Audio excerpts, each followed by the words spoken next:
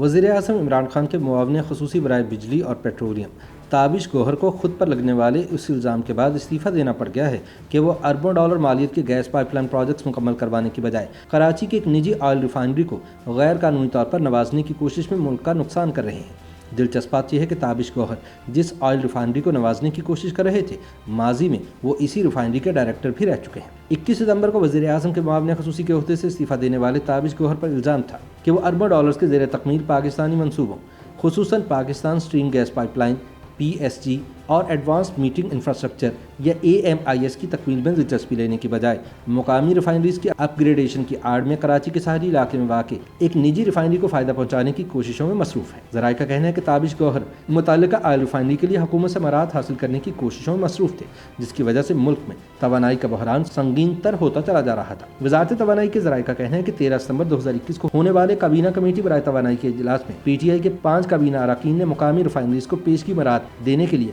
معاون خصوصی برائے بجلی اور پیٹرولیم تابش گوہر کی تجاویز کو ماننے سے انکار کر دیا تھا اور کہا تھا کہ اگر اس طرح کی مراعات دینے کی مثال قائم کی گئی تو پھر معیشت کے دوسرے شعبے بھی مراعات کے اسی پیکج کی ڈیمانڈ کریں گے۔ وزراء کی جانب سے یہ الزام بھی لگایا گیا تھا کہ تابش گوہر کی پسندیدہ نجی ریفائنری نے سن 1920 کا ایک پرانا پلانٹ لگایا ہے، جسے کہ ڈیم ڈیوٹی کی اس رقم سے دوبارہ بنایا گیا ہے جو کہ ماضی میں ادا کی گئی تھی۔ دلچسپ بات یہ ہے کہ تابش گوہر کی جانب سے مقامی نجی ریفائنری کے لیے پیشگی مراعات کی ڈیمانڈ ماننے سے وفاقی وزیر برائے توانائی بیرسٹر میاں حماد اظہر نے بھی انکار کر دیا تھا۔ حماد اظہر کا 3 ارب ڈالر کی PSGPP کے بارے میں تابش گوہر سے مختلف نقطہ نظر تھا جو روس کی مدد سے تعمیر کیا جائے گا۔ حکومت اس منصوبے کو انتہائی اہمیت دیتی ہے اور چاہتی ہے کہ روس اس منصوبے میں اپنا حصہ ڈالے، لیکن تابش گوہر اس کے مخالف تھے۔ کہا جاتا ہے کہ طاقتور حلقوں نے بھی تابش گوہر کی جانب سے PSGPP کی مخالفت کو نہیں سراہا، حتیٰ کہ وزیر اعظم آفس نے بھی ان کے طرز عمل پر تنقید کی اور ان پر لگے الزامات کی تحقیقات کے بعد ان سے استعفیٰ مانگ لیا تھا۔